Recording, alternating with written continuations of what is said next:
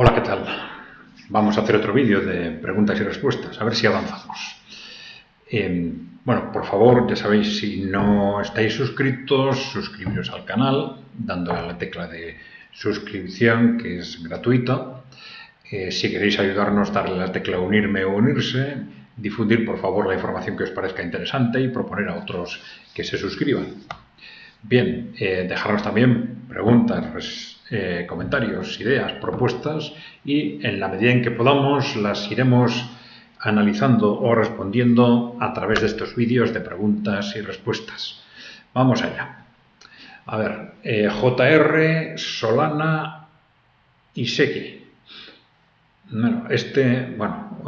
Sobre Otegi. Otegi ya sabéis que es el coordinador o el líder de un grupo, del primer grupo de izquierda en el País Vasco. Bien, entonces sobre Otegi hemos hablado a cuenta de unas declaraciones que hizo sobre el tema de la inmigración y a raíz de esto, bueno, pues Otegi es una figura que despierta filias y fobias, ¿no? Entonces hemos recibido muchos comentarios negativos y otros positivos sobre él, no solo sobre lo que estábamos analizando, sino sobre su figura, ¿no? Bueno, JR Solana nos dice: Aupa Otegi, a la izquierda no se le puede decir ni mu, ya que han luchado mucho y gobernado nunca. PP, PSOE, PNV, eso sí que nos deben explicar. Un saludo a todos desde Alicante. Bueno, entrar en el juego de partidos políticos es algo, bueno, que a mí desde luego no me gusta demasiado. Nosotros intentamos analizar ideas, propuestas, estrategias, y si son estrategias de un partido, pues hay que decir que es una estrategia planteada por un partido, pero siempre centrándonos en las propuestas. Pero bueno, a la izquierda, bueno, habría que ver qué ha hecho también desde la oposición, ¿no? Si ha hecho lo que tenía que hacer o no. Claro, esto me parece discutible, ¿no? Esa izquierda de la que tú estás hablando, si estamos hablando del tema de la inmigración, pues en general, a mí me parece que ha estado la izquierda bastante calladita durante estos 30 años en los que nos han estado engañando, diciéndonos que la inmigración era una cuestión de solidaridad, cuando ya hemos dicho que desde luego de solidaridad no tiene absolutamente nada, ¿no?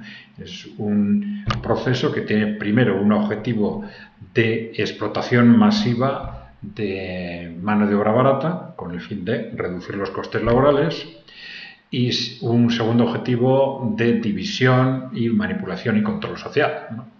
Bueno, entonces la izquierda en general, no sé de qué izquierda estás hablando, pero durante estos 30 años se ha mantenido plegada en este y en el resto de aspectos del posmocapitalismo, a los intereses de las grandes corporaciones, en el gobierno o en la oposición.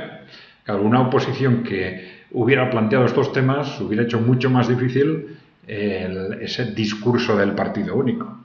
Pero es que tampoco desde esa oposición se ha planteado eso, ¿no? Ni eso ni muchas cosas, ¿eh? Bien.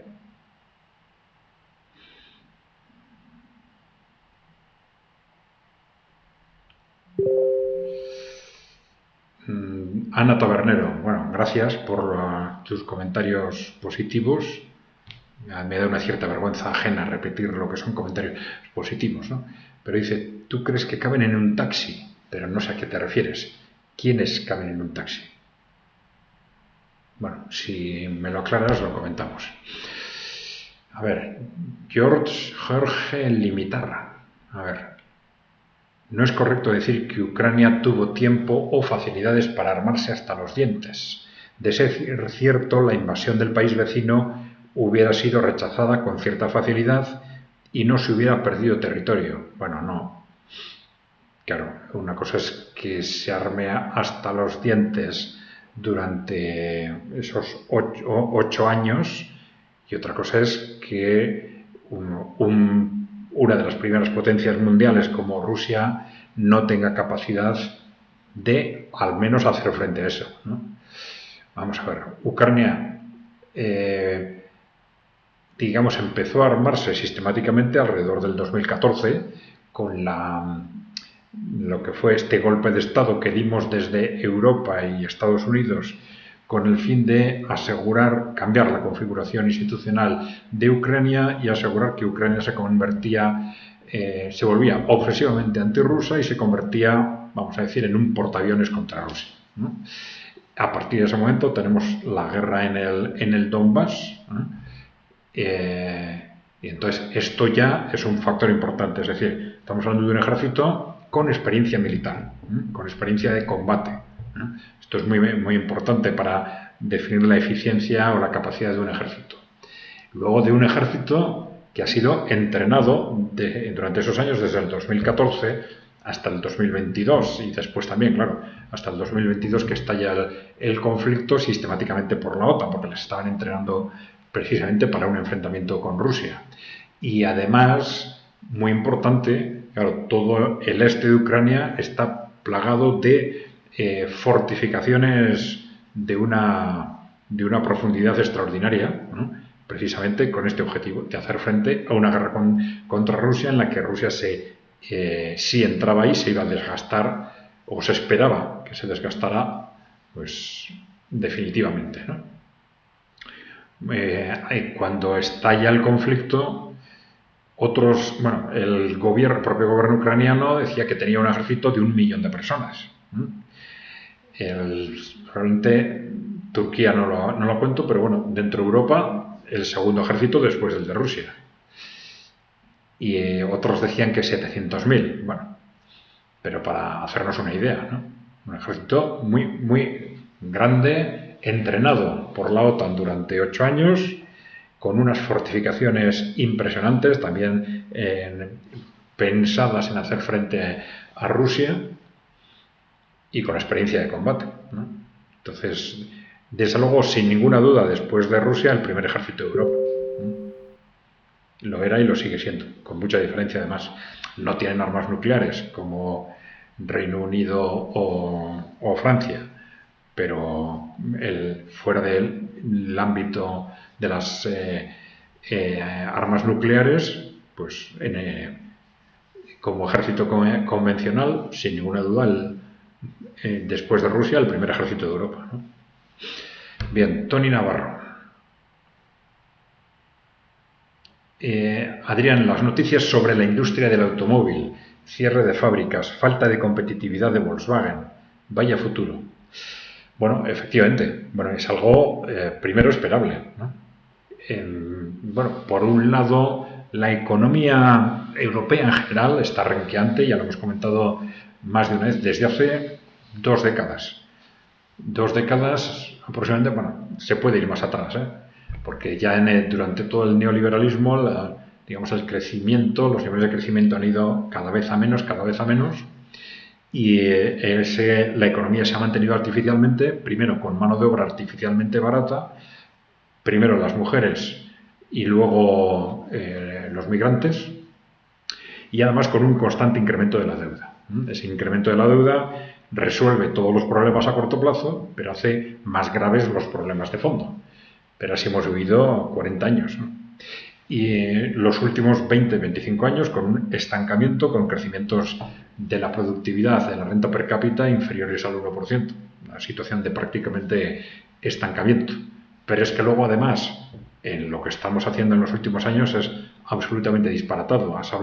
Hablas de Volkswagen, la industria del automóvil, que ahora está, por ejemplo, tremendamente afectada por cómo estamos gestionando Europa las políticas medioambientales, que las estamos gestionando de una forma religiosa, como si fuese una religión, por decir poco, algo absolutamente absurdo, ¿no?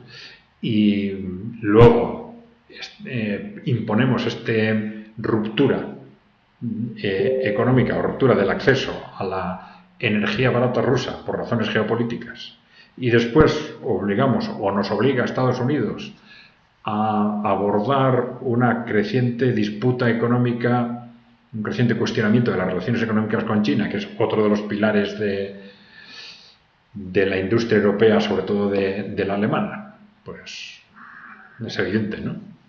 Es evidente. Hay otros factores, por ejemplo, la irrupción de Rusia y de China en África, que está haciendo que los países africanos se vuelquen a favor de Rusia y China y corten su relación con países, bueno, corten su relación neocolonial, vamos a decir, con países como Francia. Y para Francia el acceso a materias primas artificialmente baratas en África, para la economía francesa, ha sido fundamental. Bueno, pues todo eso es lo que tenemos encima de la mesa, ¿no? Y a ver cómo le hacemos frente sin cambiar la clase política. Muy complicado. Muy complicado. La clase política actual está muy pegada a todas estas estrategias disparatadas y sin cambiar la clase política pues va a ser muy difícil que podamos reconstruir o evitar esta continuación del declive de la economía europea, ¿no? Bien. Anami Adam nos dice, en relación con el vídeo que hicimos sobre quién manda en el poder corporativo, dice que sí, no sé si la redacción se entiende muy bien, ¿eh? Nos dice, sí, colocar al frente donde les conviene políticos, ONGs, WOC. Sí, vamos a ver, los que tienen el poder corporativo, que son los que mandan en Europa y Estados Unidos, pues en definitiva controlan la clase política, a veces directamente, y luego también tienen otros instrumentos. Tú mencionas las ONGs, ¿no? Las ONGs, las fundaciones corporativas, y en la medida en que controlan los aparatos estatales, pues esto les da también distintos instrumentos, como son pues las agencias estatales de distinto tipo, acceso a los servicios de inteligencia, etc. Bien. Héctor López. El capitalismo y sus corporaciones es una fuerza internacional, trasciende las fronteras nacionales, lo cual hace difícil que las naciones y los estados nacionales puedan ejercer acciones efectivas para parar la inmigración, el cobro de impuestos, políticas salariales, de inversión. Se necesita, creo yo, acuerdos con otros gobiernos de una región al menos. Todo lo contrario a lo que es la Unión Europea o la relación entre los gobiernos europeos y los gobiernos de África. Y eso, podrían decir las élites corporativas, ya no es capitalismo liberal. Es decir, el problema es un sistema internacional que hay que cambiar, no es un problema nacional. Yo creo que es también un problema nacional. Es decir, no hace referencia, el problema no son solo las relaciones entre los países. Dentro de los países los gobiernos están constituidos por élites políticas que están controlados directa o indirectamente por esas élites corporativas, por esas grandes corporaciones, por esas grandes empresas. A veces de forma directa y personal, a veces porque controlan el partido político, la financiación de su grupo político, a veces simplemente porque controlan los medios de comunicación, porque manipulan la opinión pública con la industria cultural, con las ONGs, con sus fundaciones, etc., ¿no? Entonces, si no es que las naciones y los estados nacionales quieran hacer buenas políticas a favor de la gente y que las internacionales no les dejen, ¿eh? Vamos a ver, por ejemplo, en el caso de Europa, sí está claro que un objetivo clave de la Unión Europea era debilitar los estados, ¿no? Esto ya lo dijimos, que estaba muy claramente expresado en el origen del neoliberalismo, incluso en los años 20 y 30, ¿no? Necesitamos instituciones internacionales que no entren en el espacio de decisión de las corporaciones, ni de decisión ni de enriquecimiento de las corporaciones, pero que aseguren que los estados que pertenecen a ellas se vuelven estados débiles frente a las corporaciones. Que esta es la cuestión clave. Bien, entonces sí, las organizaciones internacionales tienen un papel, pero no es que los estados dentro de la Unión Europea estén deseando hacer cosas que no pueden hacer. Puede haber alguno que sí, los que están claramente enfrentados a ese poder corporativo, vamos a decir, pues, no sé, Hungría y Eslovaquia, por decirlo. Pero el resto no. El resto, su respectiva clase política está tan implicada en todo esto como la clase política de la Unión Europea. Bien. Pablo Beunza cita a Darwin, dice: "Only the strong survive", solo sobreviven los fuertes. Sí, un lema clave, ¿no? Porque claro, esto Darwin primero lo dijo interpretando lo que él pensaba que sucedía en la naturaleza, entre los animales, etcétera, pero ya sabéis que enseguida, incluso en el círculo familiar y de amistades de Darwin, enseguida surgió la idea de utilizar esos conceptos en el análisis social. Y esto es lo que hizo surgir el darwinismo social, ¿no? Es decir, la aplicación de estos conceptos de la supervivencia de los más fuertes al análisis social, a la sociedad. Bien, y luego esto también, claro, esto fue extraordinariamente atractivo para las élites británicas porque les justificaba su dominio sobre, vamos a decir, sobre las clases medias y trabajadoras, y también su dominio colonial, ¿no? Es lo natural que los fuertes sobrevivan y que los débiles, digamos, sean aplastados, ¿no? Bien, dijimos que luego este es el origen, este darwinismo social es el origen de que en los mismos círculos surja, por ejemplo, la eugenesia, ¿eh? En el sentido de ya dar un paso más y decir, los fuertes se tienen que reproducir más y o mejor dicho, los buenos se tienen que reproducir más y los malos se tienen que reproducir menos, entendiendo los malos como a veces las razas que no nos gustan, a veces los pobres o las clases humildes, y a veces los discapacitados, y a veces todo ello junto, revuelto, ¿no? Todo esto, el darwinismo social, la eugenesia, surge también ahí el racismo, vamos a decir, el racismo nórdico en Estados Unidos, en Gran Bretaña, luego en Alemania, ¿eh? Todo esto se fue interrelacionando también con el surgimiento del nazismo enseguida.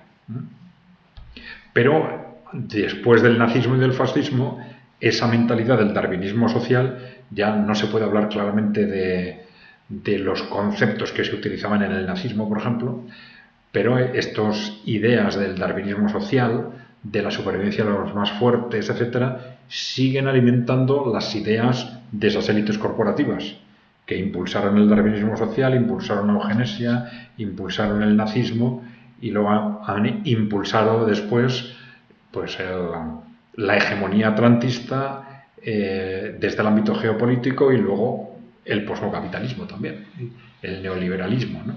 Y dentro del posmocapitalismo, pues el posmofeminismo, el catastrofismo climático, la manipulación de minorías sexuales, la explotación masiva de inmigrantes, etc.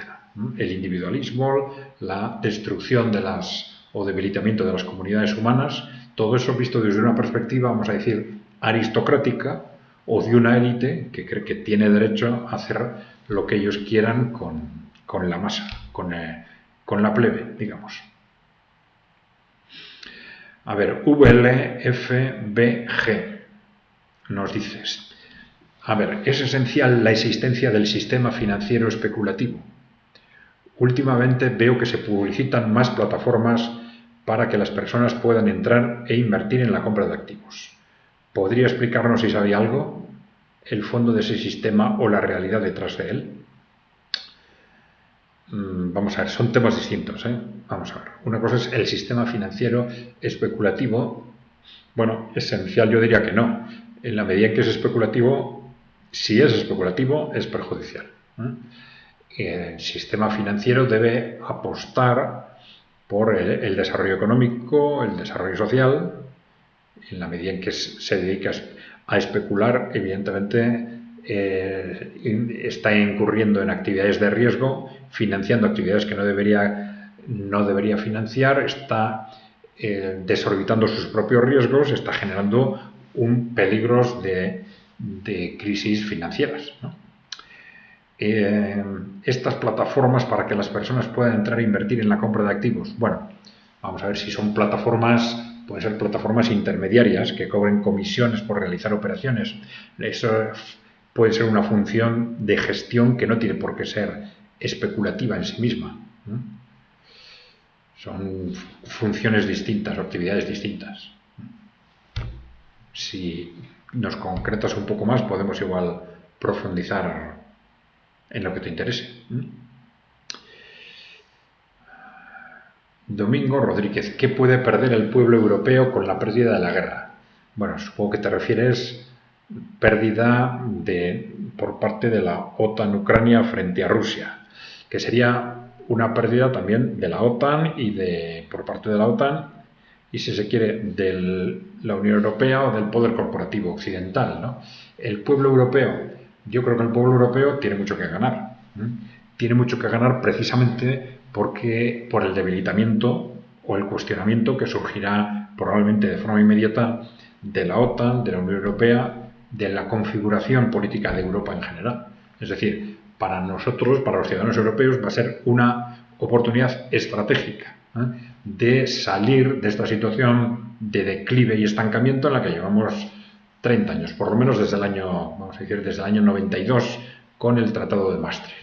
Se puede escarbar un poco 10 años antes para analizar las disfuncionalidades estructurales del periodo neoliberal, pero sobre todo fin de la Guerra Fría, Tratado de Maastricht, a partir de ahí todo ha ido mal en Europa. Entonces necesitamos un cambio de clase política.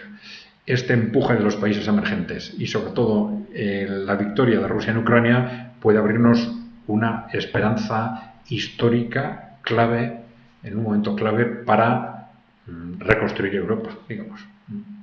Reconstruir Europa en base a los intereses de sus ciudadanos y liberarnos, digamos, de esas clases políticas que están sometidas al poder corporativo, ¿no? Bueno, Ramón Gay Navarro, ¿podría esbozar la cima del poder en el planeta? ¿Quiénes están ahí haciendo y deshaciendo? Bueno, te voy a pedir que concretes más, porque claro, hemos hecho un vídeo analizando quiénes están detrás del poder corporativo. Mira este vídeo en el canal, pero claro, ahí se habla de muchísimas cosas, ¿no? Entonces, no sé, yo creo que pues podemos repetir algunos conceptos, ¿no? Por ejemplo, que los que están ahí en esa cima del poder son distintos de unos países a otros, de una generación a otra, van cambiando, aparentemente son distintos grupos de influencia. Un punto de referencia importante son, en este momento, bueno, las grandes multinacionales en general, está claro, o si queréis, los inversores en las grandes multinacionales, los accionistas de las grandes multinacionales. Pero luego tenemos BlackRock, Vanguard, etcétera, los grandes fondos de inversión o gestoras de activos que controlan entre un 5 o un 10% de prácticamente todas esas multinacionales, ¿no? Entonces ahí tenemos un polo claro de concentración de poder, ¿no? Aunque luego podemos escarbar en quiénes son los que invierten en esas gestoras, los que controlan esas gestoras, ¿no?, de fondos de inversión. Luego tenemos personas y grupos que son fundamentalmente inversores, las familias de inversores o familias, las grandes familias de inversiones, que son en ese vídeo citamos unas cuantas en Estados Unidos y otras en Europa. También los restos de la aristocracia y de las monarquías europeas, que tuvieron evidentemente el control de Europa en su momento, que eso ha ido a menos, luego lo han compartido con el poder corporativo, pero que todavía tienen un peso muy importante, ¿no? Y luego hablamos de grupos de interés que a veces son nacionales, a veces religiosos, a veces, digamos, de complicidad, ¿no? Estos grupos de interés que a veces se crean en base a intereses profesionales, pero que están muy manipulados, articulados en distintos niveles, en base al cual los de arriba controlan a los de abajo, etc. Pero bueno, Ramón, dinos algo más concreto, a ver si quieres que profundicemos en algo más específico.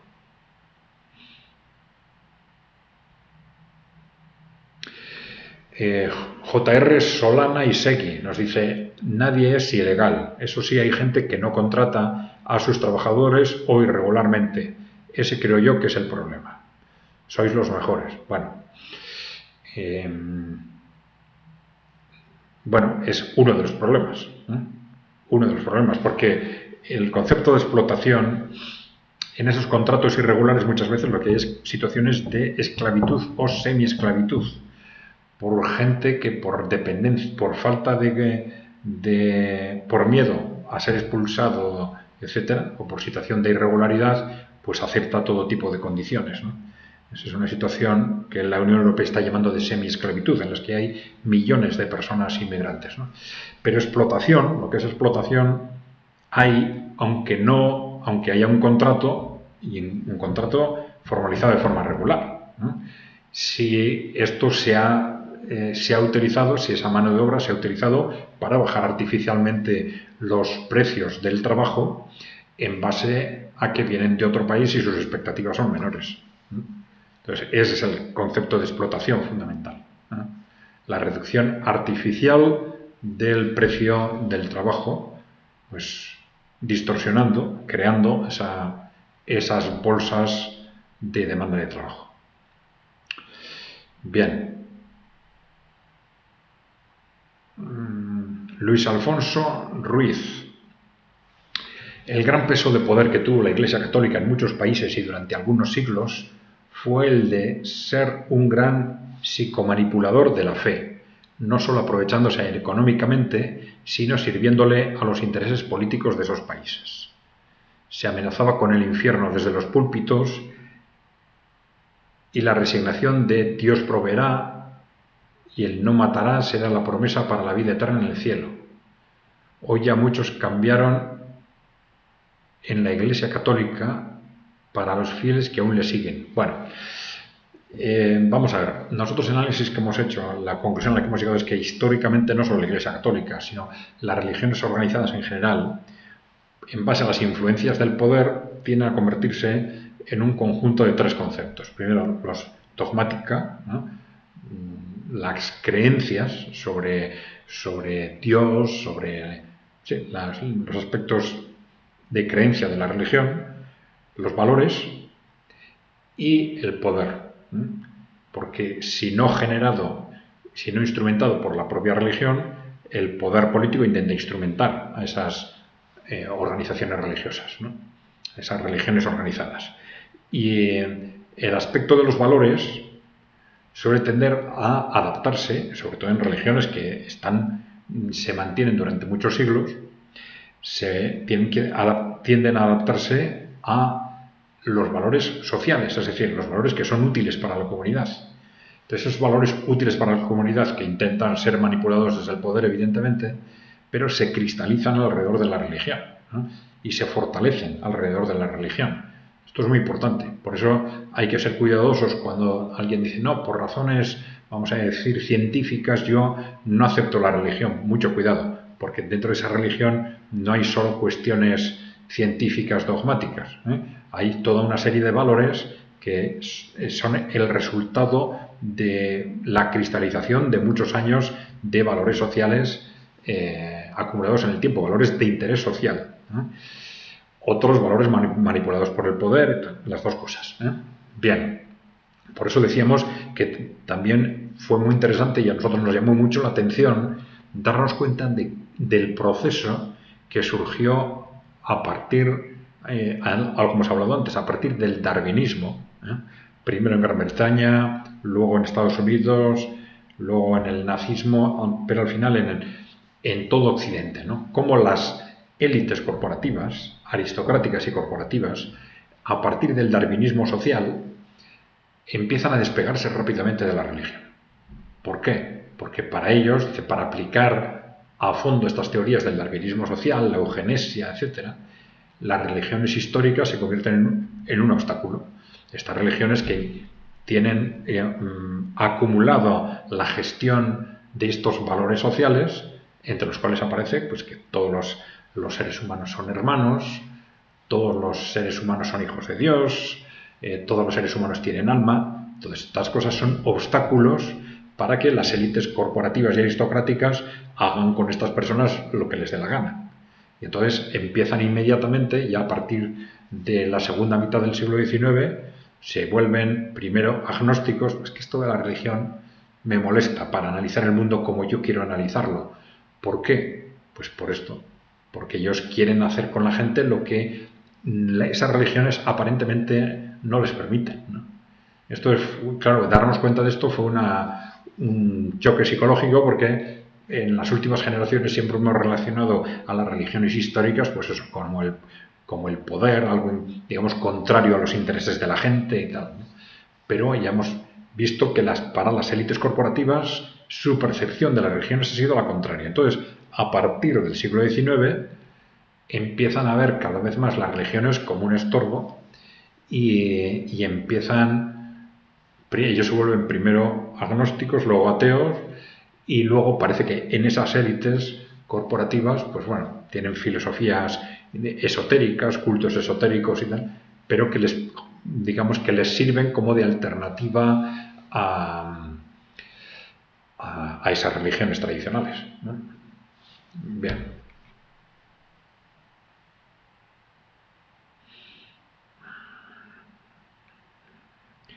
Bueno, veo que ya llevamos 30 minutos, pues si os parece lo vamos a dejar aquí. Por favor, no os olvidéis, si no estáis suscritos, darle a la tecla de suscribirse, que es gratuito. Si queréis ayudarnos, darle a unirme o unirse. Difundir, por favor, la información que os parezca interesante, proponer a otros que se suscriban y dejarnos preguntas, propuestas, comentarios o ideas que las iremos analizando o comentando en la medida en que podamos en estos vídeos de preguntas y respuestas. Vale, gracias por seguirnos. Un saludo.